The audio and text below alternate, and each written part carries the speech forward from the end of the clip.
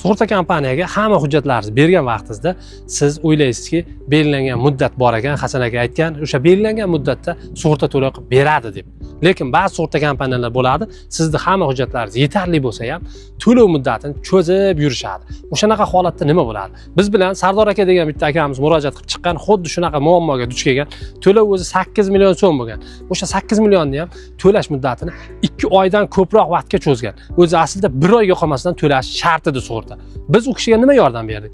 Biz hamma kerakli bo'lgan hujjatlarni o'rgandik, bergan hujjatlari yetarli ekanligi aniq bo'ldi, kerakli arizani qilib berdik. Nima bo'ldi?